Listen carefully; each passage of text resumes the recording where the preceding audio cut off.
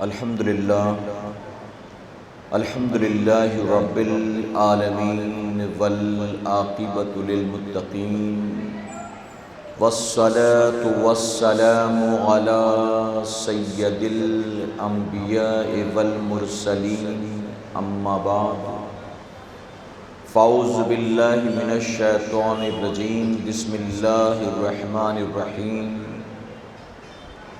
یا ایہا الذین آمنوا اتقوا اللہ وکونوا مع الصادقین صدق اللہ مولانا العلی العظیم۔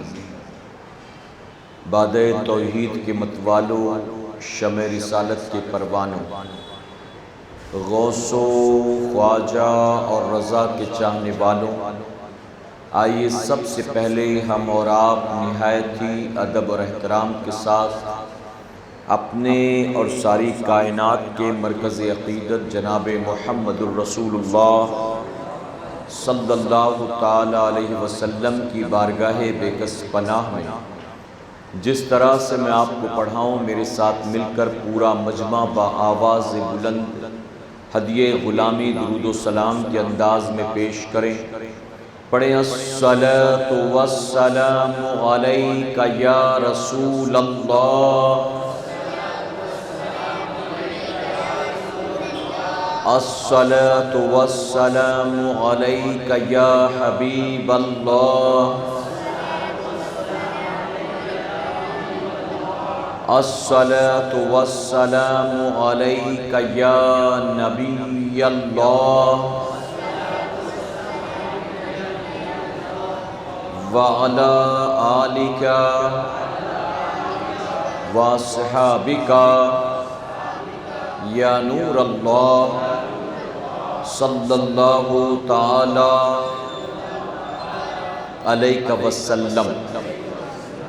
رب کعبہ کی بارگاہ میں دعا ہے، مولا اپنے حبیب صاحب الاولاق صلی اللہ تعالی علیہ وسلم کے صدقہ طفیل ہم تمام حاضرین اور سامعین کو تو دم واپسی تک حق کہنے، حق سننے اور اپنے حق والے بندوں کے دامن سے وابستہ رہنے کی توفیق نصیب فرما۔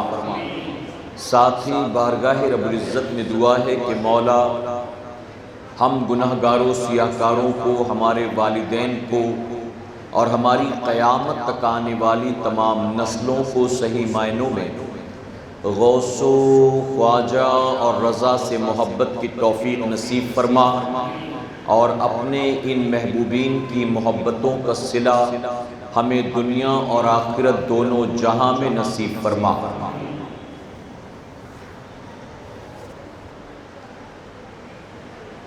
وادی رضا کی کوہ ہمالا رضا کا ہے، وادی رضا کی کوہ ہمالا رضا کا ہے، جس سمت دیکھیے وہ علاقہ رضا کا ہے،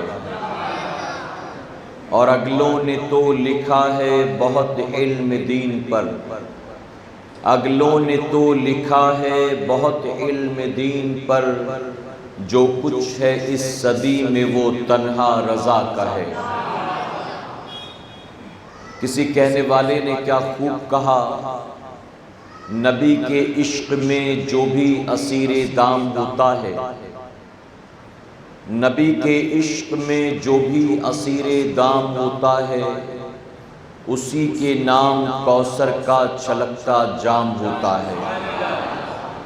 نبی کے عشق میں جو بھی اسیر دام ہوتا ہے، اسی کے نام کوثر کا چھلکتا جام ہوتا ہے، اور ہمیشہ آزما کر ہم نے دیکھا ہے مصیبت میں، ہمیشہ آزما کر ہم نے دیکھا ہے مصیبت میں، رضا کا نام لینے سے بہت آرام ہوتا ہے۔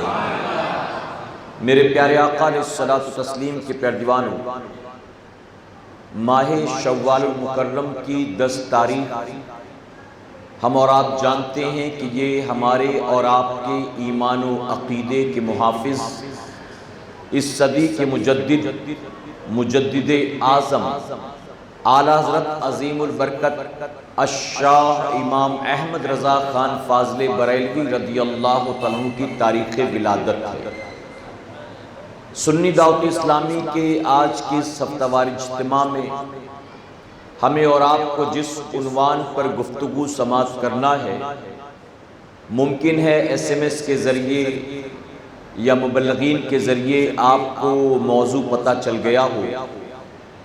آج کے اس ہفتہ واری اجتماع کا موضوع ہے کون ہے امام احمد رضا خان فاضل بریلوی رضی اللہ تعالیٰ عنہ، یعنی جنہیں ہم اور آپ اعلیٰ حضرت عظیم البرکت کہتے ہیں۔ یہ اعلیٰ حضرت عظیم البرکت ہیں کون، ان کی شخصیت کیا حقیقت رکھتی ہے، اور انہوں نے کس طرح سے دین و سنت کی خدمت فرمائی ہے، ہم اور آپ آج کے اس ہفتہ واری اجتماع میں انشاءاللہ اسے سمجھنے کی کوشش کریں گے۔ میرے پیارے آقا علیہ الصلوۃ والتسلیم کے پیروانوں، آج بہت معذرت کے ساتھ کہنا پڑتا ہے کہ غیروں سے ہم کیا امید کریں کہ وہ اعلیٰ حضرت عظیم البرکت کی تعریف کریں۔ آج تو اعلیٰ حضرت عظیم البرکت کے ماننے والے بھی صحیح طور پر اعلیٰ حضرت عظیم البرکت کے بارے میں جانتے نہیں، اور اب تو وہ دور آ چکا ہے کہ اعلیٰ حضرت عظیم البرکت کو صرف تقریروں کے ذریعے بدنام نہیں کیا جاتا، بلکہ باقاعدہ موٹی موٹی کتابیں لکھ کر من گڑنت واقعات اور باتیں بنا کر اعلیٰ حضرت عظیم البرکت کی شخصیت کو پوری دنیا میں بدنام کرنے کی کوشش کی جاتی ہے۔ میرے پیارے آقا علیہ الصلوۃ والتسلیم کے پیروانوں، ایک ریسرچ کے مطابق تقریباً ہر سال $2 بلین جو ہے اعلیٰ حضرت عظیم البرکت کی تعلیمات کو ختم کرنے کے لیے خرچ کیا جاتا ہے، جس میں تقریباً پوری دنیا میں $70 ملین جو ہیں وہ مقررین کو دیے جاتے ہیں جو اعلیٰ حضرت عظیم البرکت کے خلاف ان کی تعلیمات اور ان کی تقریر اور ان کی شخصیت اور ان کی تمام علمی صلاحیت کے خلاف تقریریں کریں اور لوگوں کو امام احمد رضا خان فاضل بریلوی کی چوکھٹ سے دور کرنے کی کوشش کریں۔ میرے پیارے آقا علیہ الصلوۃ والتسلیم کے پیروانوں، تو ایسے فتنوں کے دور میں ہمارے اور آپ کے لیے بے انتہا ضروری ہے کہ ہم اور آپ اللہ کے اس ولی کامل کو سمجھنے کی کوشش کریں کہ جنہوں نے فتنوں کے دور میں ہمارے اور آپ کے ایمان و عقیدے کی حفاظت فرمایا ہے۔ میرے پیارے آقا علیہ الصلوۃ والتسلیم کے پیروانوں، اعلیٰ حضرت عظیم البرکت کے حوالے سے ہماری اور آپ کی نالج جو ہے وہ بہت شارٹ ہے۔ یا تو ہمیں انہیں صرف ایک کتاب لکھنے والا مانتے ہیں، یا تو ہم انہیں ایک اچھا شاعر جنہوں نے نعت شریف لکھی ہے پوری زندگی مانتے ہیں، یا تو ہم انہیں بریلی شریف کا ایک عالم مانتے ہیں۔ علاوہ اس کے ہم اور آپ ان کے حوالے سے بتائیے کتنی معلومات رکھتے ہیں۔ میرے پیارے آقا علیہ الصلوۃ والتسلیم کے پیروانوں، اگر کبھی زندگی میں کوئی غیر ہمارے اور آپ کے سامنے اللہ کے اس ولی کی ذات پر اعتراض کرے تو کیا بتائیے ہمارے پاس اس کے اعتراضات کا جواب دینے کی صلاحیت ہے؟ کیا ہم اور آپ اس کا جواب دے سکتے ہیں؟ ہماری اولاد کو کوئی برا بھلا کہے تو ہم برداشت نہیں کر سکتے، ہمارے ماں باپ کو کوئی برا بھلا کہے تو ہم برداشت نہیں کر سکتے۔ میرے پیارے آقا علیہ الصلوۃ والتسلیم کے پیروانوں، جس نے ہمارے ایمان اور عقیدے کی حفاظت کے لیے تمام باطل فرقوں سے دشمنی مول لے لی اور اپنا سب کچھ داؤں پر لگا دیا، اپنی دولت بھی، اپنی عزت بھی، اپنی زندگی بھی، جنہوں نے دن رات محنت و مشقت کی صرف ہمارے اور آپ کے ایمان و عقیدے کی حفاظت کے لیے، آج کوئی اگر باطل، آج کوئی دشمن ان کی ذات مقدسہ پر انگلی اٹھاتا ہے تو ہم اور آپ ہرگز اس کا جواب دینے کی صلاحیت نہیں رکھتے۔ کون ہے امام احمد رضا خان فاضل بریلوی رضی اللہ تعالیٰ عنہ؟ حضور اکرم صلی اللہ علیہ وسلم نے ارشاد فرمایا، ابو داؤد شریف اور ترمذی شریف کی حدیث مبارکہ ہے جس کا مفہوم میں آپ کو بیان کرتا ہوں۔ حضور اکرم صلی اللہ علیہ وسلم نے ارشاد فرمایا کہ ہر صدی کے آخر میں رب تبارک و تعالیٰ اپنے ایک ایسے ولی کو پیدا کرے گا کہ جو دین کے اندر موجودہ تمام بدعتوں کو ختم کرے گا اور دین کے چہرے کو سنوارنے کا کام کرے گا۔ یعنی اس ایک صدی کے اندر دین کے اندر جتنی بھی خرابیاں پیدا ہو گئی ہوں گی، اللہ کا وہ ولی اسے صاف کرے گا، دین کے چہرے کو صاف ستھرا کر کے دنیا کے سامنے پیش کرے گا۔ اور میرے آقا صلی اللہ علیہ وسلم نے فرمایا کہ دنیا اسے مجدد کے نام سے یاد کرے گی، یعنی وہ مجدد ہوگا، وہ دین میں تجدید کرنے والا ہوگا، جسے انگریزی میں ریوائیور کہتے ہیں، کہ جو دین کو صاف ستھرا کرے گا، دین کے اندر جو بھی 100 سال کے اندر خرابیاں پیدا ہو چکی ہوں گی ان تمام خرابیوں کو وہ دور کرے گا۔ اب آپ کہیں گے کہ دین میں خرابیاں کیسے پیدا ہوں گی؟ آخر دین کے اندر خرابیاں آئیں گی تو کیسے آئیں گی؟ تو میں آپ کو ایک مثال کے ذریعے سمجھانا چاہوں گا۔ اگر میں آپ سے کوئی بات کہوں اور کہوں کہ فلاں کو جا کر یہ میری بات کہہ دینا، یہ میرا پیغام وہاں تک پہنچا دینا، تو یہ ضروری نہیں ہے کہ جو میں نے کہا ہے ایگزیکٹ ورڈ ٹو ورڈ یہ میرا میسج آپ وہاں پہنچائیں۔ آپ جب میسج وہاں پہنچائیں گے تو ممکن ہے کہ کچھ کمی ہو جائے، ممکن ہے کہ کچھ زیادتی ہو جائے۔ Exact word to word copy کوئی نہیں کر سکتا ہے الا ماشاءاللہ۔ اور اب یہ بات اگر 2 سے 3، 3 سے 4، 4 سے 5 آگے بڑھتی جائے تو اس میں کتنی تبدیلی آئے گی ہم اور آپ اس کا اندازہ نہیں لگا سکتے۔ تو میرے پیارے آقا علیہ الصلوۃ والتسلیم کے پیروانوں، اسی طرح سے 100 سالوں کے اندر دین کے اندر کتنی تبدیلیاں آ چکی ہوں گی، کتنی نئی نئی چیزیں پیدا ہو گئی ہوں گی، ہم اور آپ یعنی عام آدمی اس کا اندازہ نہیں لگا سکتا ہے۔ یہ کام کون کر سکتا ہے، اس کا اندازہ کون لگا سکتا ہے؟ ہم جو کچھ کر رہے ہیں بحیثیت مسلمان، ہمارا وہ عمل کیا قرآن و سنت کے مطابق ہے، یہ جج کون کرے گا؟ جسے قرآن و سنت کا علم نہیں ہے وہ جج کرنے کی صلاحیت نہیں رکھتا، وہ فیصلہ کرنے کی صلاحیت نہیں رکھتا، بلکہ کون سا کام یقیناً قرآن و سنت کے مطابق ہے اور کون سا ہے جسے لوگ تو سمجھتے ہیں کہ یہ کام اسلامک ہے لیکن وہ اسلامک کام نہیں، اس میں بدعتیں شامل ہو گئی ہیں، اس میں دنیا کے رسم و رواج شامل ہو چکے ہیں۔ یہ کون پہچانے گا؟ تو یہ وہ پہچانے گا جس کو اللہ نے قرآن اور سنت کا علم عطا فرمایا ہوا۔ اور وہ کون ہوگا؟ فرمایا کہ وہی تو مجدد ہوگا، وہی تو دین کی خرابیوں کو دور کرنے والا، دین کے چہرے کو سنوارنے والا ہوگا۔ میرے پیارے آقا علیہ الصلوۃ والتسلیم کے پیروانوں، اور جو مجدد ہوگا نا، ذرا آپ سوچیں کہ جب وہ قرآن و سنت کی دعوت کو لوگوں تک پہنچائے گا تو اس کا خود بھی سارا کا سارا عمل قرآن و سنت کے مطابق ہوگا، یعنی اس کا کوئی عمل قرآن و سنت کے خلاف نہیں ہوگا۔ کیوں؟ کیونکہ یہی مشن لے کر تو وہ دنیا میں آیا ہے، اسی کام کے لیے تو اللہ نے اس کو دنیا میں بھیجا ہے، زمین پر پیدا کیا۔ تو ظاہر ہے کہ جس بات کی دعوت دینے کے لیے وہ اللہ کی طرف سے آیا ہے خود 100% اسی پر عمل کرنے والا ہوگا، اس میں کوئی کمپرومائز کرنے والا، کوئی سمجھوتا کرنے والا نہیں ہوگا۔ یعنی وہ یہ نہیں کہ شیعوں میں گیا تو ان کی والی بولی بولی، رافضیوں میں گیا تو ان کی والی بولی بولی، غیر مقلدوں میں گیا تو ان کی خوشی کا خیال کیا، دیوبندیوں کے پیچھے موقع ملا تو نمازیں پڑھ کر ان کو خوش کر لیا، تو وہ مجدد کا کام نہیں ہوگا، بلکہ مجدد 1000 فتنوں کے درمیان ہوگا، لیکن اس کا عمل لوگوں کا منہ دیکھ کر ان کی خوشی کے لیے نہیں ہوگا، بلکہ وہ جہاں بھی ہوگا اس کا عمل قرآن و سنت کے مطابق ہوگا۔ یعنی دین کے اندر وہ کمپرومائز کرنے والا نہیں ہوگا، وہ دین کے اندر خلط ملط کرنے والا نہیں ہوگا، وہ منہ دیکھ کر باتیں کرنے والا اور فتوے دینے والا نہیں ہوگا۔ میرے پیارے آقا علیہ الصلوۃ والتسلیم کے پیروانوں، یہ بہت بڑی غلط فہمی کہ ایک آدمی جو بہت کتابیں لکھنے والا ہو وہ مجدد ہے، نہیں، بلکہ دنیا میں کئی ایسے عیسائی گزرے ہیں جنہوں نے بڑی کتابیں لکھی۔ مجھے اس وقت نام یاد نہیں آتا، ایک عیسائی لکھنے والے نے، رائٹر نے تقریباً اپنی پوری زندگی میں 2 لاکھ سے زیادہ کتابیں لکھی۔ تو کیا 2 لاکھ سے زیادہ کتابیں لکھ کر وہ مجدد بن جائے گا؟ مجدد اگر کوئی یہ سمجھے کہ جس کے مرید زیادہ ہوں گے وہ مجدد ہوگا، جس کے مرید زیادہ ہوں گے، تو یہ بھی ہماری اور آپ کی غلط فہمی ہے۔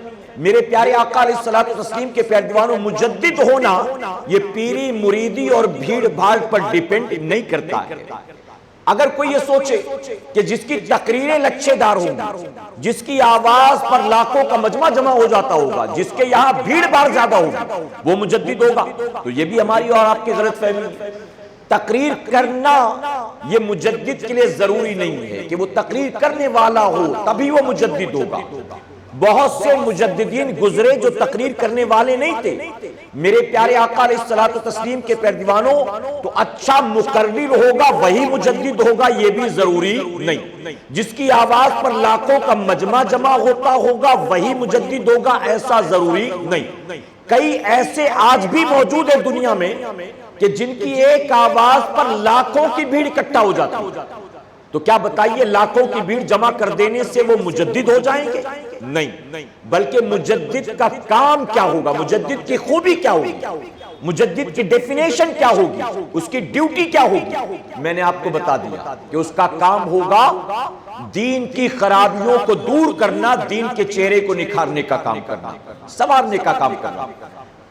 اعلیٰ حضرت عظیم البرکت کے حوالے سے تمام علماء، عرب اور عجم کے علماء اس بات پر متفق ہیں کہ اللہ رب العزت نے آپ کو مجدد نہیں بلکہ مجدد اعظم بنا کر پیدا فرمایا۔ آپ تنہا مجدد نہیں ہیں، مجدد تو ہیں، لیکن اللہ نے آپ کو مجدد اعظم بنا کر پیدا فرمایا ہے۔ تو یہ ہیں امام احمد رضا خان فاضل بریلوی۔ آئیے اور دھیرے دھیرے میں آپ کو آگے لے چلتا ہوں۔ میرے پیارے آقا علیہ الصلوۃ والتسلیم کے پیروانوں، آپ کا حسب النسب اگر دیکھا جائے تو افغانستان میں جو شہر ہے قندھار، اس قندھار سے آپ کا تعلق ہے، قندھار کے خانوں کے خاندان سے آپ کا تعلق ہے۔ آپ کے پردادا ہجرت کر کے وہاں سے ہندوستان کی سرزمین کی طرف آئے، لاہور سے ہوتے ہوئے دلی کی سرزمین پر، پھر وہاں سے بریلی شریف۔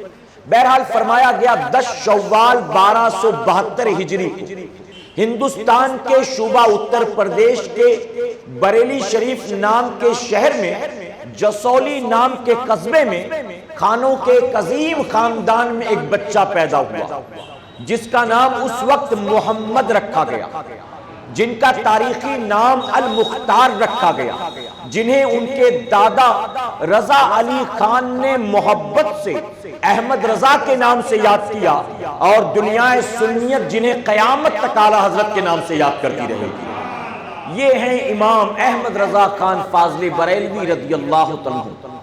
آپ کے والد محترم کا نام مفتی نقی علی خان رحمۃ اللہ تعالی علیہ، اپنے دور کے بہت بڑے عالم، بہت بڑے مفتی۔ آپ مستجاب الدعوات تھے۔ مستجاب الدعوات اس اللہ کے ولی کو کہتے ہیں کہ جب وہ ہاتھ اٹھاتا ہے رب کی بارگاہ میں تو رب خالی اس کے ہاتھ کو نہیں لوٹاتا، بلکہ جو دعا مانگے اللہ ان کی دعا کو قبول فرماتا ہے۔ اللہ کے اس ولی کو کہتے ہیں مستجاب الدعوات۔ آپ اسے یاد رکھیں۔ میرے پیارے آقا علیہ الصلوۃ والتسلیم کے پیروانوں، تو مولانا نقی علی خان رحمۃ اللہ تعالی کے شہزادے ہیں امام احمد رضا خان فاضل بریلوی رضی اللہ عنہ۔ آپ کے شروعاتی تعلیم و تربیت آپ کے والد ہی کے زیر نگرانی رہی، یعنی جب باپ ہی گھر میں پڑھانے کے لیے موجود ہو تو باہر جانے کی کیا ضرورت ہے۔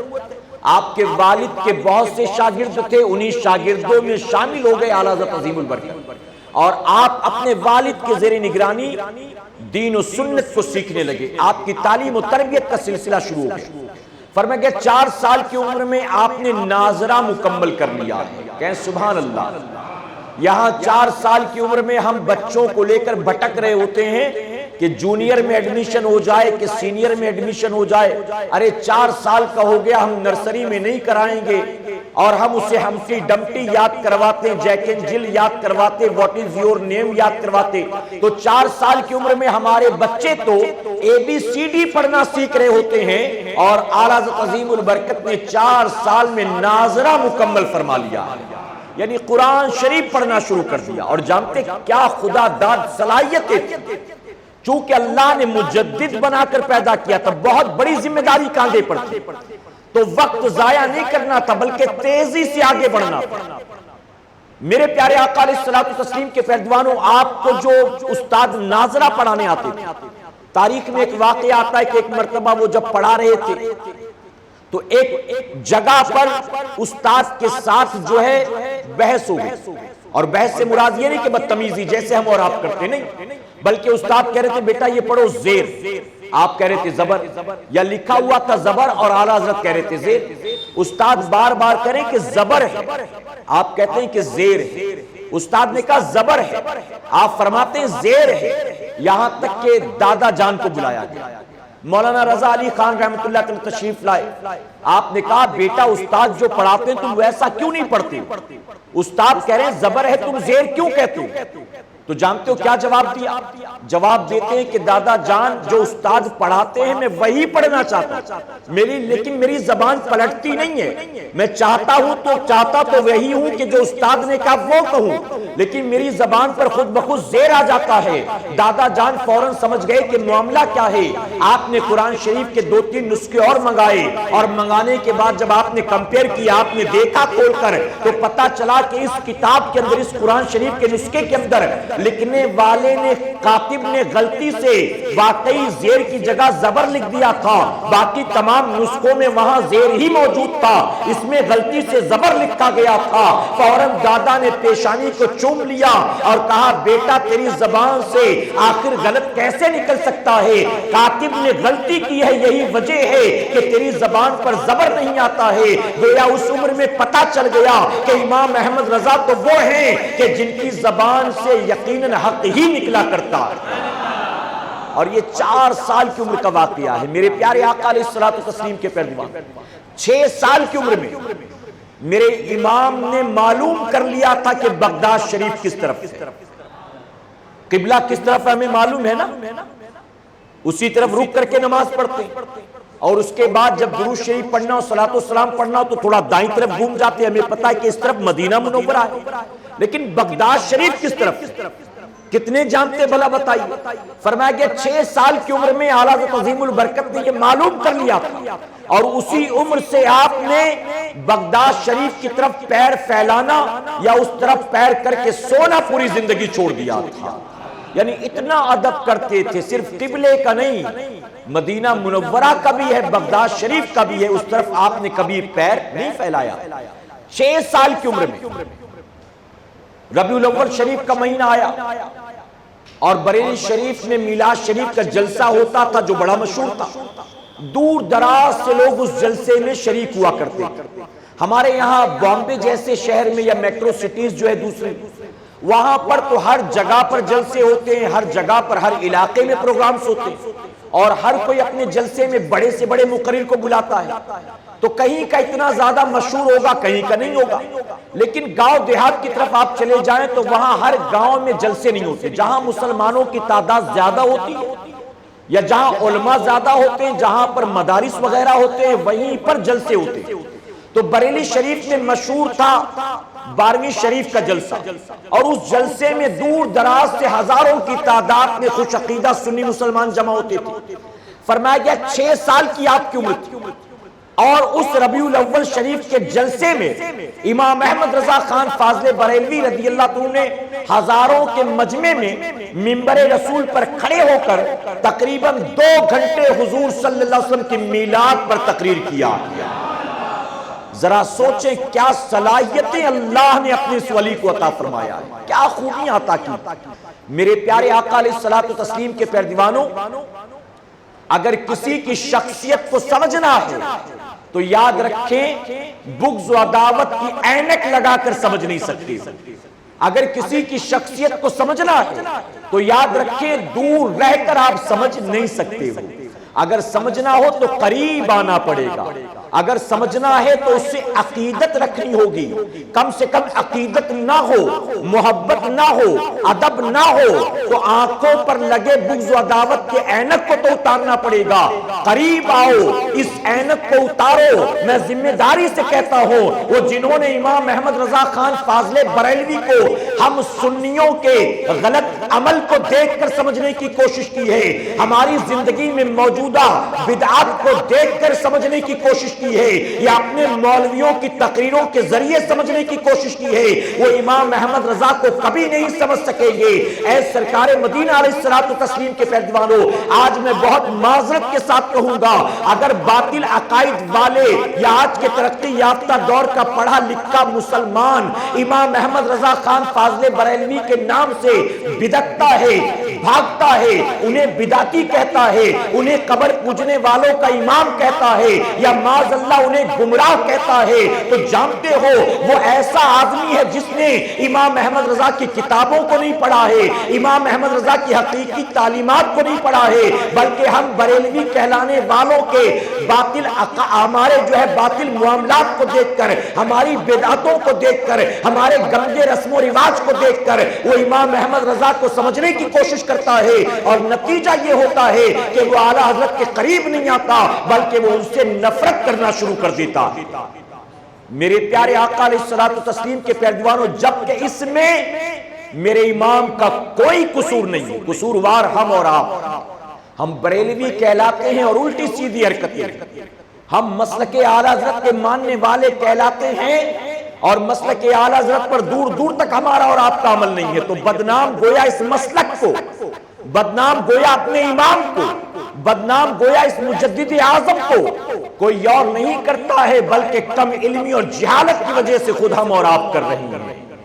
میرے پیارے آقا علیہ الصلوۃ والتسلیم کے پیروانوں، فرمایا گیا جب 13 سال 10 مہینے اور 4 دن کی آپ کی عمر تھی، اسے یاد رکھیں ہمیشہ کے لیے، 13 سال 10 مہینے 4 دن آپ نے تمام علوم پر مہارت حاصل کر لیا ہے، یعنی وہ جو مدارس میں پڑھائے جاتے ہیں وہ ساری کتابیں پڑھ چکے، اور صرف آپ عالم نہیں بنے، 13 سال 10 مہینے 4 دن کی عمر میں آپ مفتی وقت بن گئے، آپ مفتی بن گئے ہیں، اور آپ کو مفتی ہماری عقیدتوں نے نہیں بنایا ہے، آپ کو مفتی ہماری محبتوں نے نہیں بنایا ہے، آپ کو مفتی آپ کی صلاحیت نے بنایا ہے، آپ کی خدا داد صلاحیتیں، آپ کی خوبیاں، آپ کا علم۔ میرے پیارے آقا علیہ الصلوۃ والتسلیم کے پیروانوں، آپ کے والد محترم مفتی نقی علی خان رحمۃ اللہ علیہ فتوے دیا کرتے تھے۔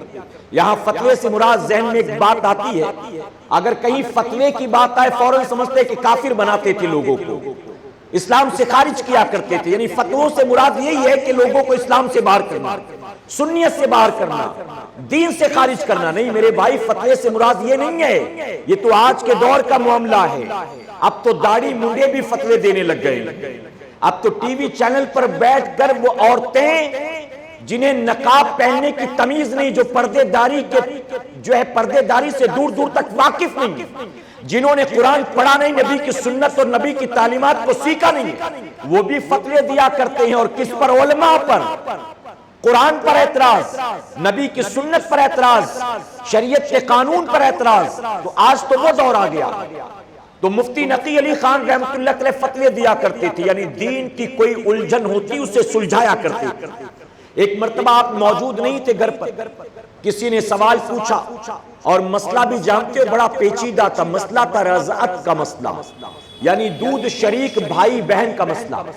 میرے پیارے آقا علیہ الصلوۃ والتسلیم کے پیروانوں، ہم اور آپ جانتے ہیں ایک عورت اگر کسی اور عورت کے دودھ پیتے بچے کو دودھ پلا دے، یعنی 2 سال سے کم عمر ہے اور ایک دودھ پلانے والی عورت نے دودھ پلا دیا، تو اب وہ عورت اس بچے کے لیے رضائی ماں ہو جاتی ہے۔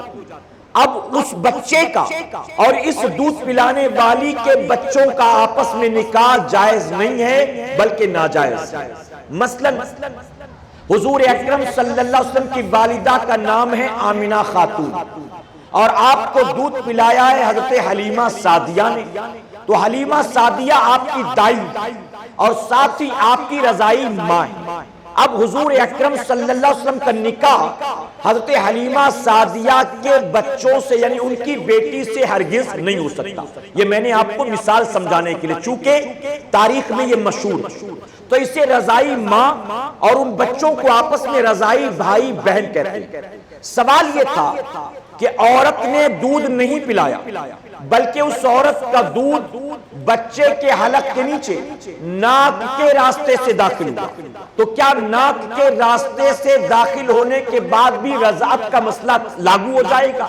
کیا وہ عورت رضائی ماں بن جائے گی؟ اب اس کے بچوں کا اس سے نکاح نہیں ہو سکتا؟ سوال یہ تھا۔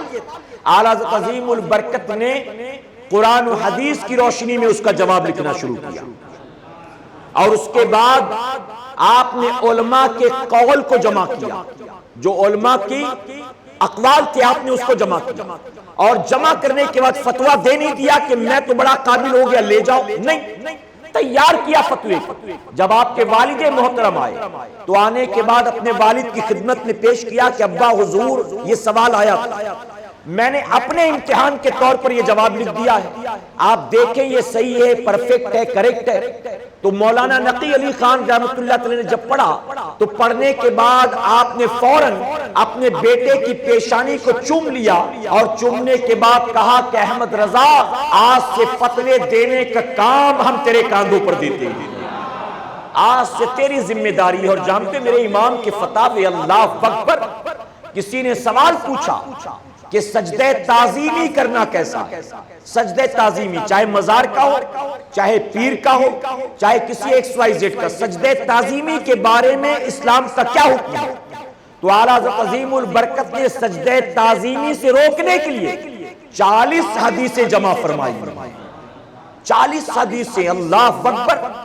آج بھی کسی مفتی سے جا کر آپ فتویٰ لیں تو وہ بھی جواب میں 2-3 حدیثیں پیش کریں گے، 40 نہیں، اور وہ یہ سمجھیں گے کہ بخاری شریف، مسلم شریف، ابو داؤد شریف، ترمذی شریف ہم نے صحیح حدیثیں جمع کر دی، اب یہ 2-3 حدیثیں کافی ہیں، 40 لکھنے کی ضرورت کیا ہے؟ فرمایا گیا آپ نے 40 حدیثیں جمع کیا سجدہ تعظیمی کے رد میں، اور 100 سے زیادہ آپ نے جو ہے علماء کے اقوال، بزرگوں کے قول نقل کیے ہیں سجدہ تعظیمی سے روکنے کے لیے۔ یہ علمی صلاحیت ہے میرے امام کی۔ فرمایا گیا 13 سال 10 مہینے 5 دن کی عمر میں آپ نے پہلا فتویٰ لکھا، والد صاحب نے کاندھے پر ذمہ داری دے دی فتاووں کی، اس کے بعد پوری زندگی فتوے لکھتے رہے، پوری زندگی۔ میرے پیارے آقا علیہ الصلوۃ والتسلیم کے پیروانوں اور فتووں کا حال یہ تھا کہ ایک وقت آپ کی خدمت میں سینکڑوں فتوے آتے تھے، آپ اپنے شاگردوں کو جمع کرتے اور ایک سے کہتے کہ سوال پوچھتے جاؤ، وہ سوال پوچھتے تھے، انہیں جواب لکھواتے، تب تک دوسرے سے کہتے تم اپنا سوال پوچھو، وہ سوال پوچھتا، آپ اس کو جواب دیتے، جب تک جواب دے رہے ہوتے تیسرا شاگرد سوال پوچھ رہا ہوتا، جب تک اسے جواب دے رہے ہوتے چوتھا شاگرد سوال پوچھ رہا ہوتا۔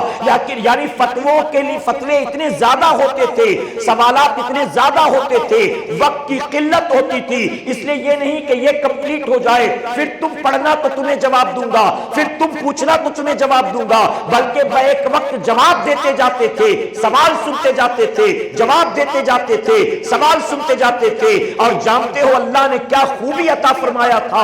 فرمایا گیا کہ اپنے شاگردوں سے کہتے تھے لائبریری میں چلے جاؤ، وہاں پر فلاں بزرگ کی کتاب رکھی ہوئی ہے، آپ اسے اٹھا لینا، اس کے فلاں صفحے کے اوپر، فلاں پیج کے اندر، فلاں باب کے اندر یہ سوال کا جواب موجود ہے۔ فرمایا گیا شاگرد جاتے تھے اور جانے کے بعد کتابیں اٹھاتے تھے اور وہی صفحہ کھولتے تھے، وہی باب اوپن کرتے تھے تو دیکھ کر حیران رہ جاتے تھے، کتاب تو لائبریری میں رکھی ہوئی ہے، امام احمد رضا خان فاضلی بریلوی باہر بیٹھے ہوئے ہیں، لیکن جو صفحہ بتا دیا، جو کتاب بتا دی، جو لکھنے والے کا نام بتا دیا، جو باب اور چیپٹر بتا دیا، ہرگز 1 سیکنڈ کے لیے بھی، ایک ملی میٹر کے لیے بھی بات یہاں وہ نہیں ہوتی تھی، بلکہ یوں لگتا تھا کتابیں لائبریری میں موجود نہیں ہیں، بلکہ امام احمد رضا کے سامنے اللہ نے ساری کتابوں کو کھول کر رکھ دیا۔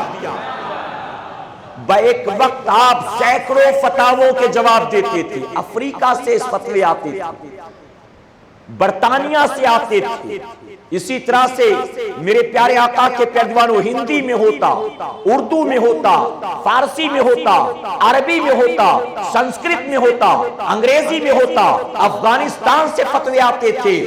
آپ دنیا کے مختلف ملکوں کے حوالے سے سمجھ سکتے ہیں، الگ الگ جگہوں سے آپ کے پاس سوالات آتے تھے۔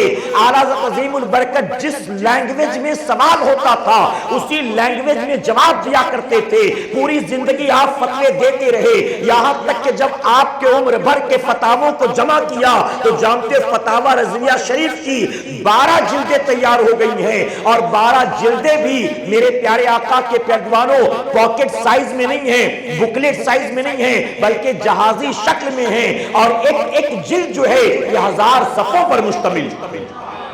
یہ پوری زندگی آپ کی خدمت ہے میرے پیارے آقا علیہ الصلوۃ والتسلیم کے پیروانوں۔ آپ نے 21 علوم اپنے والد سے پڑھے۔ لوگوں نے کہا 21 علوم تو والد نے پڑھایا ہے، یہ باقی ساری چیزیں آپ کو کہاں سے آ گئی؟ تو فرماتے ہیں کہ 21 تو والد نے پڑھایا ہے اور باقی سب محبوب کے صدقے مولا نے عطا فرما دیا ہے، مولا نے۔ اور جانتے کون کون سے علوم؟ شاید ہی کوئی ایسا ٹاپک ہوگا جس پر آپ نے قلم نہیں اٹھایا ہوگا، شاید ہی کوئی ایسا ٹاپک ہوگا، یہاں تک کہ بڑے بڑے اپنے دور کے سائنسدانوں نے اپنی ریسرچ کے مطابق جو دعوے پیش کیے تھے، اعلیٰ حضرت عظیم البرکت نے قرآن و سنت کی روشنی میں ان کے دعووں کا بھی رد فرما دیا ہے، ان کے دعووں کا بھی۔ وقت نہیں کہ مختصر اجتماع میں وہ ساری چیزیں میں بتا سکوں، لیکن میں تیزی سے آپ کو لے کر چلتا ہوں۔ میرے پیارے آقا علیہ الصلوۃ والتسلیم کے پیروانوں، علی گڑھ یونیورسٹی کے ریاضی کے ایک پروفیسر تھے، وائس چانسلر تھے وہاں کے، ڈاکٹر ضیاء الدین جن کا نام آتا ہے کتابوں میں۔ ایک ریاضی کے مسئلے میں آپ الجھ گئے، اب ریاضی سے مراد میتھمیٹکس کا مسئلے میں آپ الجھ گئے، اور وہ پورے ہندوستان کے جو ریاضی کے ماہرین تھے ان سے رابطہ کر کر کے تھک گئے، یہاں تک کہ آپ نے اپنا سوال اخبار میں شائع کر دیا، لیکن کوئی ریاضی کا ماہر اس سوال کا جواب نہ دے سکا۔ فائنلی انہوں نے ڈیسائیڈ کیا کہ اب میں اس سوال کا جواب حاصل کرنے کے لیے جرمنی جاؤں گا، کہ جرمنی میں ریاضی کے بڑے بڑے ماہرین موجود ہیں، ان سے رابطہ کروں گا۔ اب انٹرنیٹ کا، ای میل کا، واٹس ایپ کا دور تو تھا نہیں کہ اس کے ذریعے کانٹیکٹ کرتے، سوال بھیجتے اور لے لیتے، نہیں۔ آپ نے من بنا لیا، تیاریاں شروع کر دی۔ اب علی گڑھ یونیورسٹی کے اندر جو دینیات کے پروفیسر تھے انہوں نے ڈاکٹر صاحب سے رابطہ کیا، اور رابطہ کرنے کے بعد کہا کہ میرا مشورہ آپ کے لیے یہ ہے کہ آپ جرمنی جانے سے پہلے ایک مرتبہ بریلی شریف کا سفر کریں، آپ اپنا یہ سوال اعلیٰ حضرت عظیم البرکت کے پاس لے جائیں، مجھے یقین ہے کہ وہ آپ کے سوال کا جواب دے دیں گے۔ تو ڈاکٹر ضیاء الدین صاحب مسکرا کر کہتے ہیں کہ یہ کوئی دینی مسئلہ تو ہے نہیں، یہ کوئی نماز کا، غسل کا، وضو کا کوئی مسئلہ تو ہے نہیں کہ وہ اس کا جواب دے دیں۔ ارے ایک امام کا کام، ایک عالم کا کام ہے دینی الجھنوں کو سلجھانا، یہ میرے ریاضی کے مسئلے کا وہ کیا جواب دیں گے؟ یہ ان کے بس کی بات نہیں، میں سالو نہیں کر پا رہا ہوں، بڑے بڑے ماہرین اس کا جواب نہیں دے پا رہے ہیں، وہ کہاں سے دیں گے؟ تو کہا کہ دیکھو میں تمہیں جرمنی جانے سے منع نہیں کرتا، تم تیاریاں کر چکے ہو جاؤ، لیکن جرمنی تو بہت دور ہے، بریلی شریف تو بہت قریب ہے، جرمنی جانے سے پہلے ایک بار بریلی کا سفر کر لو، روزانہ ٹرین آتی ہے، بیٹھ جاؤ، چند گھنٹوں کا سفر ہے، میرے ساتھ چلو، میں ملا دوں گا، پوچھ لو، نہیں ہوگا مسئلہ حل کوئی بات نہیں ہے، تھوڑا سا وقت ہی تو جائے گا، اس کے علاوہ کیا؟ بہرحال کنونس کیا، تیار کیا۔ کہتے ہیں کہ میں انہیں اپنے ساتھ لے کر بریلی شریف پہنچا، جب ان کے گھر گیا، یعنی اعلیٰ حضرت عظیم البرکت کے گھر پہنچا تو غالباً عصر کی نماز کا وقت تھا، پتا چلا کہ آپ مسجد میں گئے ہیں نماز عصر ادا کرنے، تو ہم بھی مسجد میں آگئے، ہم نے دیکھا اعلیٰ حضرت عظیم البرکت وضو فرما رہے تھے، ہم بھی وضو کر کے تیار ہوئے نماز عصر کے لیے، اندر آئے، مسجد میں ملاقات ہوئی، ملاقات کے بعد میں نے تعارف کروایا کہ یہ ڈاکٹر ضیاء الدین صاحب ہیں، ان کا ایک مسئلہ ہے، ہم اسی لیے سفر کر کے آپ کے پاس آئے ہیں، نماز سے فارغ ہو جائیں تو ہمارے مسئلے کو حل کر دیں اگر آپ کر سکیں۔ تو اعلیٰ حضرت عظیم البرکت نے کہا بھی جماعت کھڑی ہونے میں وقت ہے، آپ مجھے بتائیں کہ مسئلہ کیا ہے۔ تو ڈاکٹر ضیاء الدین صاحب نے کہا کہ حضرت نماز ہو جانے دیجئے، اس کے بعد اطمینان سے بیٹھ کر اس مسئلے پر گفتگو کریں گے۔ اعلیٰ حضرت عظیم البرکت نے کہا ابھی بھی کافی وقت ہے جماعت کے لیے، آپ بتائیں تو صحیح سوال کیا ہے۔ وہ چاہتے تھے کہ اطمینان سے نماز پڑھ کر بیٹھے، سکون سے سوال سنیں، لیکن اعلیٰ حضرت عظیم البرکت چاہتے تھے کہ اتنی دور سے سفر طے کر کے آئیں تو بتا دیں مسئلہ کیا ہے۔ بہرحال ڈاکٹر ضیاء الدین صاحب نے اپنا مسئلہ بیان کر دیا، فرمایا کہ اعلیٰ حضرت عظیم البرکت نے وہیں پر زمین کے اوپر جو ہے انگلی سے نشان بنایا، اور نشان بنا کر چند سیکنڈز کے اندر ان کے سوال کا جواب دے دیا۔ ڈاکٹر ضیاء الدین حیران رہ گئے دیکھ کر کہ وہ مسئلہ جس کا جواب ہندوستان کے بڑے بڑے ریاضی کے ماہرین نہ دے سکے، جس کے لیے میں جرمن جانے والا تھا، آخر ایک عالم نے اس کا جواب کیسے دے دیا، حیران رہ گئے۔ انہوں نے اسی وقت تسلیم کر لیا کہ امام احمد رضا کا علم جو ہے یہ کتابی علم نہیں ہے، واقعی ان کو اللہ نے خدا داد صلاحیت عطا فرمایا ہے۔ فرمایا گیا اس ایک سوال کے جواب سے اتنا متاثر ہوئے کہ ڈاکٹر ضیاء الدین صاحب نے اس دن کے بعد ٹائی پہننا چھوڑ دیا ہے۔ آپ نے اپنے چہرے پر نبی کی سنت کو سجا لیا ہے اور اعلیٰ و عظیم البرکت سے بیعت کر کے ان کے غلاموں میں شامل ہو گئے۔ اور اس کے بعد فرمایا زندگی میں جب بھی کوئی مسئلہ آتا تو جرمن کا خیال بھی نہیں آتا تھا، امام احمد رضا یاد آیا کرتے تھے۔ یہ صلاحیتیں ہیں، اللہ تبارک تعالیٰ نے آپ کو وہ صلاحیت عطا کی کہ آج بھی تحقیق جاری ہے اور بڑے بڑے پی ایچ ڈی کرنے والے، ریسرچ کرنے والوں نے تسلیم کیا کہ امام احمد رضا خان فاضل بریلوی رضی اللہ عنہ کو اللہ رب العزت نے 70 سے زیادہ علوم پر مہارت عطا فرمایا ہے۔ بعض لکھنے والوں نے تو 100 بھی لکھا ہے کہ 100 سے زیادہ علوم پر۔ جانتے ہیں آپ نے ہر موضوع پر قلم اٹھایا اور اپنی حیات طیبہ میں 1000 سے زائد کتابیں آپ نے نقل فرمائی۔ میرے پیارے آقا علیہ الصلوۃ والتسلیم کے پیروانوں، یہ ہے امام احمد رضا کی ذات مقدسہ، یہ ہے امام احمد رضا خان فاضل بریلوی رضی اللہ عنہ۔ آپ نے اس دور میں جتنے باطل فرقے، جتنے باطل عقائد و نظریے پیدا ہو گئے، آپ نے ان کا مقابلہ کیا۔ کہیں پر لوگ کہہ رہے تھے معاذ اللہ، چہرے پر داڑھی بھی تھی، جبہ بھی ہے، دستار بھی ہے، مفتی بھی ہے، حکیم الامت بھی ہے، اپنے دور کے بڑے عالم بھی ہیں، پیر بھی ہیں، پیشوا بھی ہیں، لیکن جانتے ہو عقیدہ کیا تھا؟ عقیدہ تھا نبی اللہ جھوٹ بول سکتا ہے معاذ اللہ، اور جبرن مسلمانوں کے ذہن میں یہ عقیدہ بٹھایا جا رہا تھا اور اپنے باطل نظریے کی دلیلیں دی جا رہی تھی۔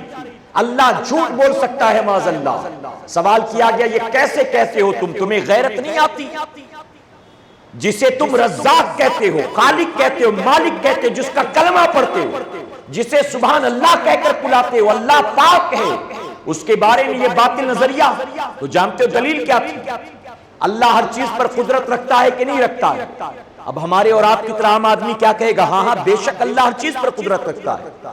تو پھر اس پر سوال ہوتا جب اللہ ہر چیز پر قدرت رکھتا ہے تو جو تم کر سکتے ہو کیا وہ اللہ نہیں کر سکتا؟ ایک عام مسلمان کہتا ہاں بے شک جو میں کر سکتا ہوں اللہ وہ کر سکتا ہے۔ تو پھر اس پر سوال ہوتا جب تم جھوٹ بول سکتے ہو تو کیا اللہ جھوٹ نہیں بول سکتا؟ اب بتائیے کیسے وہ آدمی نہ مانتا، مجبوراً اسے سر جھکانا پڑتا، مجبوراً اسے تسلیم کرنا پڑتا۔ ہاں تمہارا عقیدہ بالکل صحیح ہے، اگر ہم کہیں گے کہ اللہ جھوٹ نہیں بول سکتا معاذ اللہ تو یہ اس کی قدرت کا انکار ہوگا، یہ کفر ہوگا، اور اگر ہم کہیں گے کہ اللہ جھوٹ بول سکتا ہے تو یہ عقیدہ بالکل صحیح ہوگا اللہ کی ذات کے لیے۔ اے سرکار مدینہ کے پیروانوں، عقیدے طرح طرح کے گڑھے جا رہے تھے، مسلمانوں کو اسلام سے دور کیا جا رہا تھا، ان کو نبی کا گستاخ و باغی و غدار بنایا جا رہا تھا، ان کے دل میں نبی کی بغاوت پیدا کی جا رہی تھی، کہیں نبی کے حاضر و ناظر ہونے پر اعتراض تھا، کبھی کہیں نبی کے شافع نیشر ہونے پر اعتراض تھا، کہیں نبی کے اختیار و پاورفل ہونے پر اعتراض کیا جاتا تھا، کہیں نبی کے علم اور ان کی صلاحیت پر اعتراض کیا جاتا تھا۔ تو طرح طرح کے باطل نظریے گڑھے جا چکے تھے، یہاں تک کہ قرآن شریف کے ترجمے کو بھی توڑا مروڑا گیا تھا اپنے باطل نظریے کے اعتبار سے، حدیث مبارکہ کا ترجمہ بھی، اس کا مفہوم بھی اپنے باطل نظریے کے اعتبار سے بیان کیا جاتا تھا۔ کہیں ختم نبوت کا انکار تھا کہ نبی آخر الزمان کے بعد بھی نبی آ سکتا ہے، غلام احمد قادیانی نے نبی ہونے کا دعویٰ کر دیا معاذ اللہ، اور جھوٹے نبی پیدا ہو گئے معاذ اللہ، کہیں کوئی اپنے آپ کو مہدی علیہ السلام کہہ رہا تھا معاذ اللہ۔ اس طرح سے سینکڑوں باطل نظریے وجود میں آ چکے تھے، مسلمان پریشان تھا، ہم جائیں تو کہاں جائے، حق پر یہ ہیں کہ حق پر یہ ہیں، اچھے سچے یہ ہیں کہ اچھے سچے یہ ہیں، ان کے عقیدے کو اپنائیں کہ ان کے عقیدے کو اپنائیں۔ اللہ نے ان تمام باطل نظریوں کا توڑ بنا کر امام احمد رضا خان فاضل بریلوی کو پیدا کیا، اور میرے امام نے ان تمام باطل عقائد والوں کے مقابلے میں قلم چلایا ہے، ان کے باطل عقائد کو آپ نے قرآن و حدیث سے ثابت کیا ہے۔ اے سرکار مدینہ علیہ الصلوۃ والتسلیم کے پیروانوں، آپ نے قرآن قرآن کی خدمت کی ہے، آپ نے حدیث مبارکہ کی خدمت کی ہے، آپ نے فقہ حنفی کی خدمت کی ہے، آپ نے نبی کی سنت کی خدمت کی ہے۔ اور اگر کہوں تو غلط نہیں ہوگا، امام احمد رضا خان فاضل بریلوی نہ ہوتے تو ہندوستان کی سرزمین پر یا بر صغیر ہند و پاک کی سرزمین پر آج نبی کی میلاد منانے والا شاید ہی کوئی ہوتا، کربلا والوں کو یاد کرنے والا شاید ہی کوئی ہوتا، اہل بیت کی محبتوں کا دم بھرنے والا شاید ہی کوئی ہوتا، اپنے گھر میں نظر و نیاز و فاتحہ کرنے والا شاید ہی کوئی ہوتا، اولیاء اکرام کی مزارات پر حاضری دینے والا شاید ہی کوئی ہوتا، کھڑے ہو کر نبی پر صلاۃ و سلام پڑھنے والا شاید ہی کوئی ہوتا۔ یہ احسان ہے میرے امام کا کہ امام احمد رضا خان فاضل بریلوی نے اپنا سب کچھ داؤں پر لگا دیا، ہر باطل فرقے سے ہر محاذ پر آپ نے دشمنی مول لی ہے، ان کا مقابلہ کیا ہے، آپ نے سختی کے ساتھ ان کا رد کیا ہے، اور قیامت تک آنے والے مسلمانوں کے ایمان و عقیدے کی حفاظت فرمایا ہے۔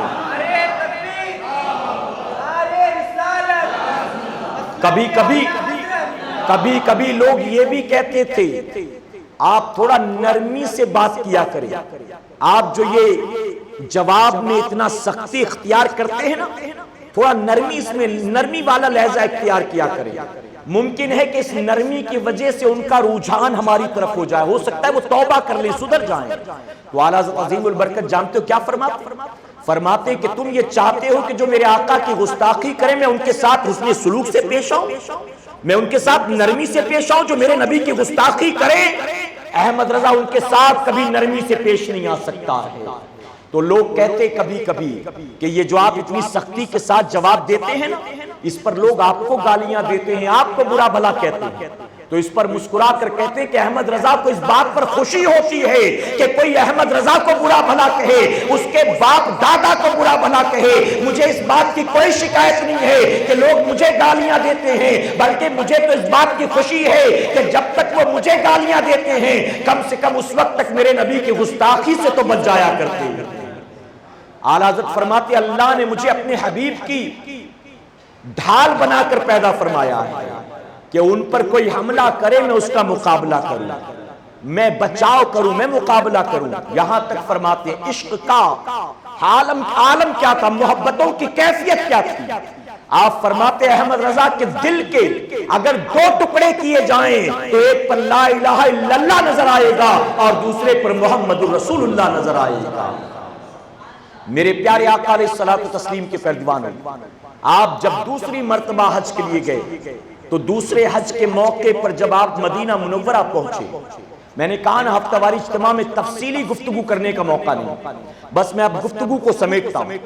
دوسرے حج کے موقع پر مدینہ منورہ جب پہنچے تو حضور اکرم صلی اللہ علیہ وسلم کی بارگاہ میں عرض کرتے ہیں محبتوں کے ساتھ کہ یا رسول اللہ صلی اللہ علیہ وسلم، میں آپ سے سچی پکی محبت کرتا ہوں اور میں آپ کا دیدار کرنا چاہتا ہوں۔ اے آقا مجھے اپنا دیدار کرائیں، مجھے اپنی زیارت کرائیں۔ یقیدہ کس کا ہوگا؟ یقیدہ اسی کا ہو سکتا ہے جو نبی کو زندہ مانتا ہے، اور جو یہ کہے کہ نبی مر کر مٹی میں مل گئے معاذ اللہ، کیا بتاؤ وہ نبی کے دیدار کی تمنا کرے گا نبی کی بارگاہ میں پہنچ کر؟ نہیں۔ اعلیٰ حضرت عظیم البرکت عرض کرتے ہیں میں آپ کی زیارت کرنا چاہتا ہوں، آقا مجھ غلام کو اپنا دیدار کرا دیں۔ وقت گزرتا رہا لیکن دیدار نہ ہوا۔ آخرکار قلم اٹھایا، نبی کی محبت میں دل ٹوٹا، لکھنا شروع کیا وہ سوئے لالا زار پھرتے ہیں، وہ سوئے لالا زار پھرتے ہیں، تیرے دن اے بہار پھرتے ہیں۔ لکھتے لکھتے لکھتے لکھتے روک نہ سکے، یہاں تک لکھ دیا بے ساختہ، کوئی کیوں پوچھے تیری بات رضا، کوئی کیوں پوچھے تیری بات رضا، تجھ سے کتے ہزار پھرتے ہیں۔ یعنی تیری اوقات کیا ہے؟ یہ خاک ساری تھی میرے امام کی، یہ محبت تھی میرے امام کی، ایسا بچھا دیا نبی کے قدموں میں اپنے آپ کو کہ کتا کہہ دیا اپنے آپ کو، کوئی کیوں پوچھے تیری بات رضا، تجھ سے کتے ہزار پھرتے ہیں۔ ابھی نبی کی محبت میں دل ٹوٹنا تھا، تاریخ میں آتا ہے فوراً پردے اٹھتے ہیں اور اللہ کے حبیب جو ہیں اپنے عاشق کو اپنا دیدار عطا فرماتے ہیں۔ میرے پیارے آقا علیہ الصلوۃ والتسلیم کے پیروانوں، یہ ہیں امام احمد رضا خان فاضل بریلوی۔ ہاں ہم ان سے محبت کرتے ہیں، ہم انہیں مانتے ہیں، لیکن بہت معذرت کے ساتھ کہوں گا ہم ان کی تعلیمات سے دور ہیں، ہم ان کے درس و پیغام سے دور ہیں جو انہوں نے سکھایا تھا، ہم اور آپ اس سے کوسوں دور ہو چکے ہیں۔ آج پھر ہماری زندگیوں میں بہت سی ایسی چیزیں آ چکی ہیں جس سے میرے امام نے منع کیا ہے، کرتے ہم ہیں اور گالی میرے امام کو دی جاتی ہے۔ اعلیٰ حضرت عظیم البرکت نے دین کے معاملے میں کبھی کوئی مروت نہیں کی، یہ اپنا ہے کہ پرایا ہے، کبھی کوئی مروت نہیں۔ خوش عقیدہ سنی مسلمان بھی کوئی کام قرآن و سنت کے خلاف کرے، آپ اس کے مقابلے میں کھڑے ہو جاتے ہیں۔ باطل کا تو پوری زندگی رد کیا، اگر کوئی اپنا بھی آ جاتا اور وہ دین کے نام پر کوئی کام ایسا کرتا جو کام قرآن و سنت کے خلاف ہوتا تو آپ اس کا بھی رد فرمایا کرتے تھے۔ اسی لیے خود فرماتے ہیں ایک طرف آدائیں دی، ایک طرف ہے حاسدی، ایک طرف آدائیں دی دین کے دشمن، ایک طرف ہے حاسدین جلنے والے، بندہ ہے تنہا رضا تم پہ کروڑوں درود، بندہ ہے تنہا رضا تم پہ کروڑوں درود۔ کسی نے پوچھا تھا اے امام احمد رضا، دن بھر تو آپ بڑی محنت کرتے ہیں، رات آ جاتی ہے تو اندھیرے میں کتابیں لکھتے ہیں، سو کیوں نہیں جاتے، آرام کیوں نہیں کرتے، تھوڑا سو جایا کریں آپ۔ تو جانتے ہو میرے امام کی آنکھوں میں آنسو بھر آئے۔ اعلیٰ حضرت عظیم البرکت فرماتے ہیں کہ سوال کرنے والے میں تیرے سوال کا جواب دوں گا لیکن پہلے میرے ایک سوال کا جواب دے۔ اس نے کہا کیا سوال؟ آپ فرماتے ہیں کہ اگر تیرے دروازے پر کوئی کتا بیٹھتا ہو اور صبح شام تو اس کے سامنے روٹی کے ٹکڑے ڈال دیتا تو بتا وہ کتا تیرا وفادار ہوگا کہ غدار ہوگا؟ جواب دیا کہ اگر جس کتے کو میرے گھر سے کھانے پینے کو ملے ظاہر ہے کہ وہ تو میرا وفادار بن جائے گا۔ تو پوچھا کہ جب وفادار ہوگا تو اس وفاداری کی دلیل کیا ہے، کتے کی وفاداری کی ثبوت کیا ہے؟ تو جواب دیا اس شخص نے کہ میں رات سوؤں گا، وہ رات جاگے گا، میرے گھر کا پہرا دے گا، چور اچکوں کو قریب نہیں آنے دے گا، کوئی قریب آئے گا تو بھونک کر بھگائے گا یا مجھے جگائے گا، آنے والے کو ڈرائے گا، تو رات بھر وہ پہرے دے گا۔ وفاداری کا یہی ثبوت ہے۔ امام احمد رضا خان فاضل بریلوی پکار اٹھے، احمد رضا بھی اپنے نبی کے در کا کتا ہے، ان کے ٹکڑے کھا کھا کر پلا بڑا ہے۔ آج کوئی نبی کی گستاخیاں کرتا ہو، آج کوئی بے ادبی کرتا ہو، آج ان کو برا بھلا کہتا ہو اور احمد رضا رات بھر پیر پسارے سوئے، اس کی غیرت گوارا نہیں کر سکتی ہے۔ ارے روٹی کے چند ٹکڑے کھا کر جب کتا مالک کا وفادار بن جاتا ہے اور رات بھر گھر کے پہرے دیتا ہے تو میں تو اپنے نبی کی چوکھٹ کا منگتا ہوں، ان کے صدقے اور ٹکڑوں سے پلا ہو، میں رات بھر سو کیسے سکتا ہوں؟ اے سرکار مدینہ علیہ الصلوۃ والتسلیم کے پیغمبروں، کیا جنون تھا، کیا دیوانگی تھی، کیا عشق تھا، واقعی کیا محبت تھی نبی کریم صلی اللہ علیہ وسلم سے۔ آج ہمارے پاس زبانی جمع خرچ ہے، آج ہمارے پاس دعوے ہیں، آج ہمارے پاس نعرے ہیں، آج ہمارے پاس باتوں کا ذخیرہ ہے، علاوہ اس کے عمل کی کوئی دلیل نہیں ہے۔ میرے امام کا عالم یہ تھا کہ آپ نبی سے محبت کرتے ہیں تو فرماتے سنو، نبی کی محبت کی دلیل یہ نہیں ہے کہ ان کی قبر پر جا کر سجدے کرو، بلکہ نبی سے محبت کی دلیل یہ ہے کہ پوری زندگی ان کی سنتوں پر عمل کرو۔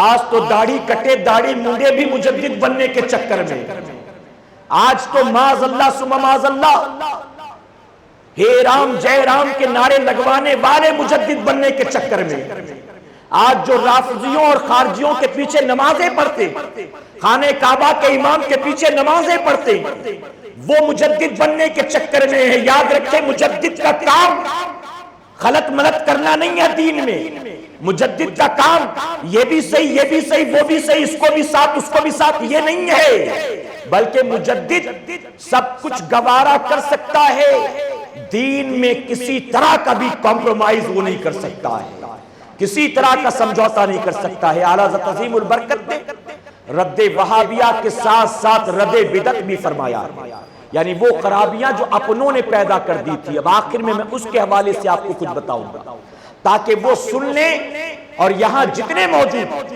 یا انٹرنیٹ کے ذریعے یہ ویڈیو جہاں تک پہنچے وہ یہ تمام باتیں ذہن میں اتار لیں، اور اگر واقعی امام احمد رضا خان فاضل بریلوی رضی اللہ عنہ سے 100% نہیں 10% بھی محبت ہے تو طے کر لیں ہم بریلی کو بدنام کرنے والے بریلوی نہیں بنیں گے، ہم مسلک اعلیٰ حضرت کو بدنام کرنے والے مسلک اعلیٰ حضرت کے محض نعرے لگانے والے نہیں بنیں گے، ہم اعلیٰ حضرت عظیم البرکت کی محبتوں کا دعویٰ کر کے اپنے امام کو بدنام کرنے والے نہیں بنیں گے، ان کی تعلیمات پر پوری زندگی عمل کر کے ہم انشاءاللہ لوگوں کے سامنے مسلک اعلیٰ حضرت کا خوبصورت چہرہ پیش کریں گے انشاءاللہ۔ تعلیمات کیا ہے، بدعتوں کا رد کیسے کیا میرے امام نے، کون ہے امام احمد رضا، آؤ سمجھیں، درود شریف پڑھ لیں آپ ایک بار۔ اللہ رب محمد صلی اللہ علیہ وسلم نحن عباد محمد صلی اللہ علیہ وسلم۔ میرے پیارے آقا علیہ الصلوۃ والتسلیم کے پیروانوں، سب سے پہلی چیز توجہ ہے نا آپ کی، اعلیٰ حضرت عظیم البرکت اپنی کتاب میں لکھتے ہیں سجدہ اللہ کے سوا کسی کے لیے بھی نہیں ہے، غیر اللہ کو سجدہ عبادت شرک ہے اور سجدہ تعظیمی حرام ہے۔ توجہ ہے نا آپ کی، آج بھی بہت سے پیر کرواتے ہیں کہ نہیں کرواتے، بتاؤ کراتے ہیں نا؟ آج بھی بہت سے جاہل قسم کے سنی مزارات پر جا کر یہ حرکتیں کرتے ہیں کہ نہیں کرتے؟ جانتے ہو میرے پیارے آقا علیہ الصلوۃ والتسلیم کے پیروانوں، 1921 میں آپ دنیا سے رخصت ہوئے، 1921 سے لے کر یہ 2017 اگر کیلکولیٹ کریں تو پتا چلے گا کہ آپ کو دنیا سے پردہ کیے تقریباً 97 ایئرز ہو چکے، ایگزیکٹ میں تقریباً کہہ رہا ہوں 97 ایئرز۔ اب 97 سال پہلے میرے امام نے منع کر دیا، آج بھی ہم نہ مانیں، قصور ان کا ہے کہ ہمارا اور آپ کا ہے؟ آج بھی کوئی ڈھونگی پیر سجدے کرواتا ہو، آج بھی کوئی ڈھونگی پیر تصویریں بانٹے اور کہے کہ اپنے گھروں میں رکھو اور اس کے سجدے کیا کرو، برکت ہوگی، مصیبتیں دور ہوگی، تو یقیناً وہ باغی اور غدار ہے۔ اعلیٰ حضرت عظیم البرکت نے فرمایا سوائے اللہ کے کسی اور کا سجدہ جائز نہیں ہے، اگر عبادت کی نیت سے کیا جائے تو شرک ہے اور تعظیم کی نیت سے کیا جائے تو کیا ہے؟ حرام ہے، حرام۔ آپ دوسری جگہ فتاوی رضویہ شریف میں فرماتے ہیں روضہ انور کا طواف نہ کرو، نہ سجدہ کرو، نہ اتنا جھکو کہ رکوع کے برابر ہو جائے، حضور اکرم صلی اللہ علیہ وسلم کی تعظیم ان کی اطاعت میں ہے۔ نہیں سمجھے آپ؟ نہ سجدہ کرو، نہ طواف کرو، نہ اتنا جھکو کہ رکوع کے برابر پہنچ جاؤ۔ فرماتے ہیں کہ اس میں تعظیم نہیں، تعظیم تو ان کی اطاعت میں ہے، ان کی اطاعت۔ تو نبی سے محبت ہے، تعظیم ہے، عقیدت ہے تو کیا کرنا ہوگا؟ نبی کی سنت پر عمل کرنا ہوگا کہ انشاءاللہ۔ ایک جگہ فرماتے ہیں، یہ سب فتاوی رضویہ شریف کا والا ہے، مزار کا طواف بنیت تعظیم ناجائز، طواف صرف خانہ کعبہ کے لیے مخصوص ہے، یعنی مزار کا بھی طواف ہرگز کرنا جائز نہیں۔ خبردار، حضور اکرم صلی اللہ علیہ وسلم کے روضے مبارک کی جالی کا بوسہ دینے یا ہاتھ لگانے سے بچو کہ یہ خلاف ادب ہے۔ یہ کس کے لیے ہے بتائیے؟ یہ ساری تعلیمات کس کے لیے ہے؟ وہابیوں کے لیے نہیں ہے، دیوبندیوں کے لیے نہیں ہے، چکرالیوں، بھوچالیوں، قادیانیوں کے لیے نہیں، اس کی وجہ کہ وہ یہ سب نہیں کرتے۔ یہ سب کرتا کون ہے؟ مزارات پر جا کر تالے یہاں وہاں کون باندھتا ہے؟ مزارات پر ناڑے، ڈورے، دھاگے کون باندھتا ہے؟ مزارات پر یہ ساری چیزیں کرتا کون ہے؟ بال کھول کر حاضریاں کون لیتا ہے؟ عرس کے نام پر ڈی جے کون لگاتا ہے؟ قوالیاں کون کرتا ہے؟ یہ کون کرتا ہے؟ تو یہ وہی لوگ ہیں جو سنی کہلاتے ہیں۔ تو میرے امام نے انہیں بخشا نہیں ہے، آپ نے سختی سے رد فرمایا، فرماتے ہیں مزار کا طواف بنیت تعظیم ناجائز ہے، طواف صرف خانہ کعبہ کے لیے مخصوص۔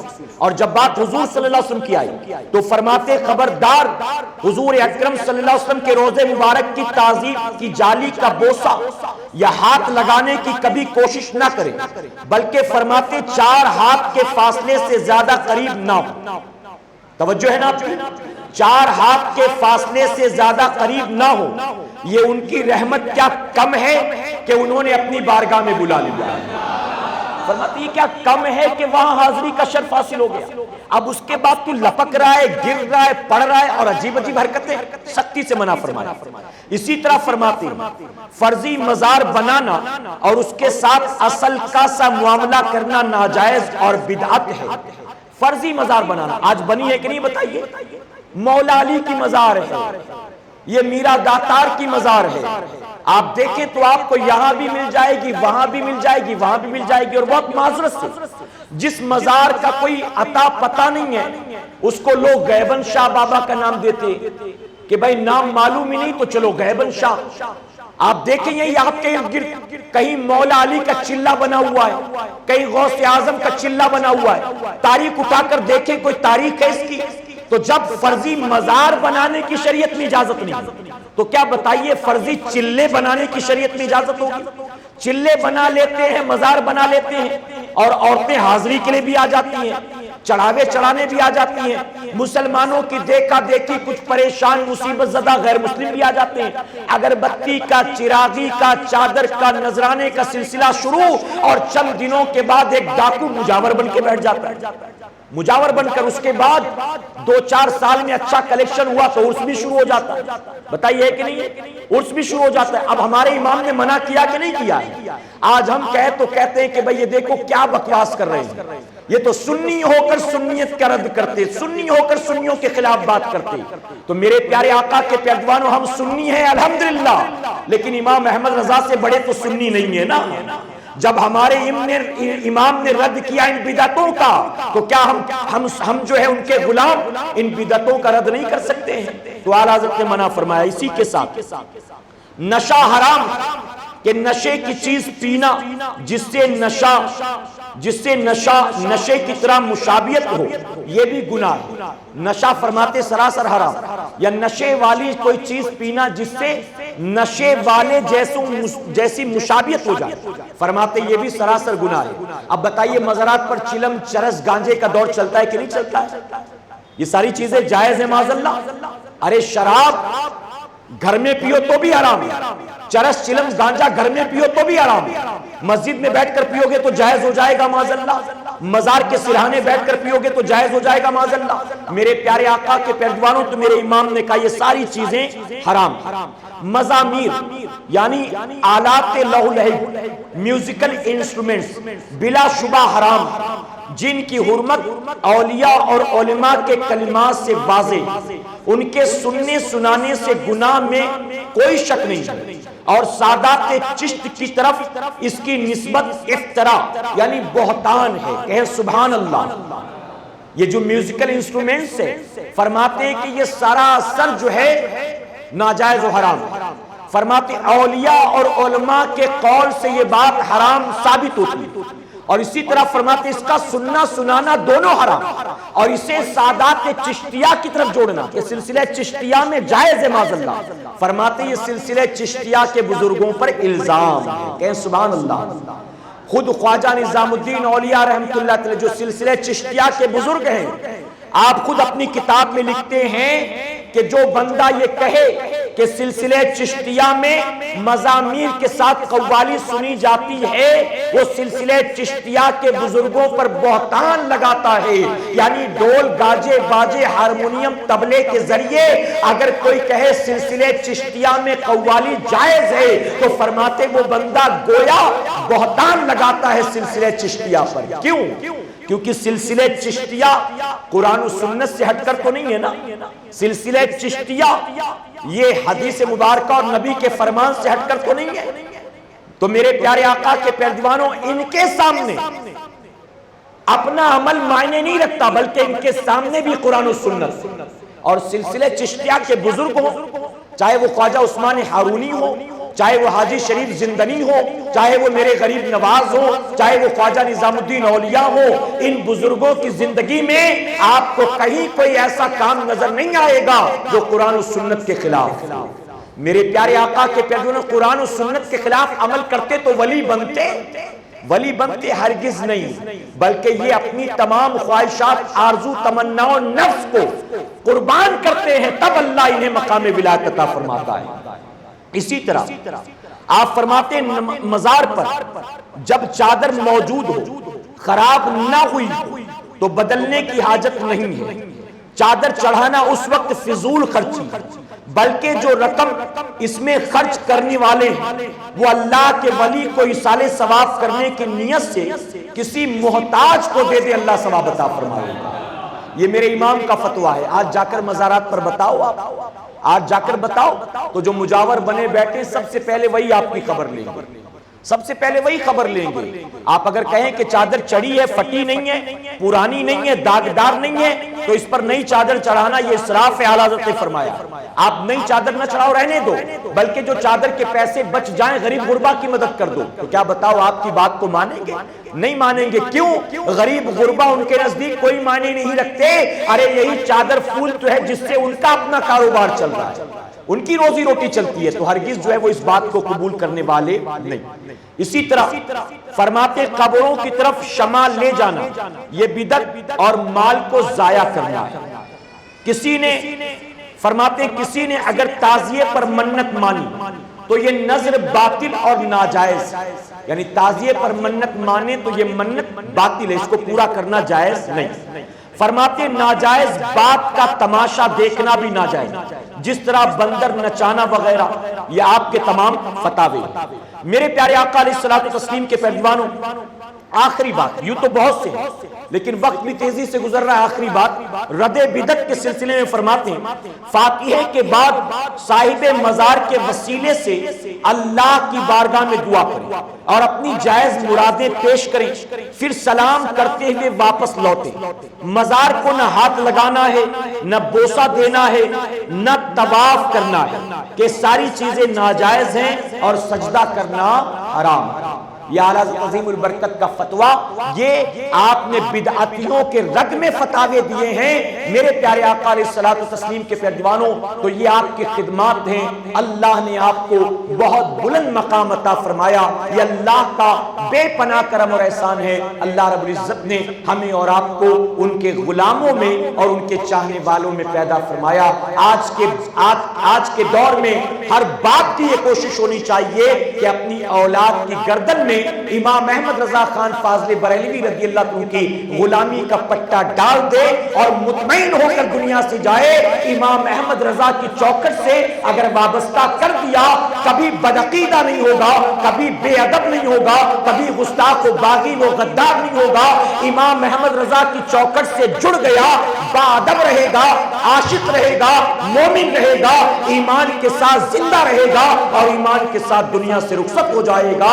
اللہ رب العزت ہمیں اور آپ کو سب کو کہنے سننے سے زیادہ عمل کی توفیق عطا فرمائے۔ درمیان گفتگو مجھ سے جانے انجانے میں کسی طرح کی غلطی خامی رہ گئی، آپ سب کو گواہ بنا کر سچے دل سے توبہ کرتا ہوں۔ رب میری توبہ قبول فرمائے اور ہماری اس محفل کو قیامت میں ہمارے لیے، ہمارے والدین کے لیے بخشش اور نجات کا ذریعہ بنائے۔ وما علینا الا البلاغ۔ السلام علیکم۔ رسالت کے پروانوں، ہر سنیچر کو بعد نماز عشاء سنی دعوت اسلامی کے عالمی مرکز اسماعیل حبیب مسجد میں سنی اجتماع ہوتا ہے، تو آپ حضرات پابندی کے ساتھ اس میں شرکت فرمائیں۔ سنی دعوت اسلامی کی ویب سائٹ سنی دعوت اسلامی .net پر وزٹ کریں اور بہت ساری دینی معلومات حاصل کریں۔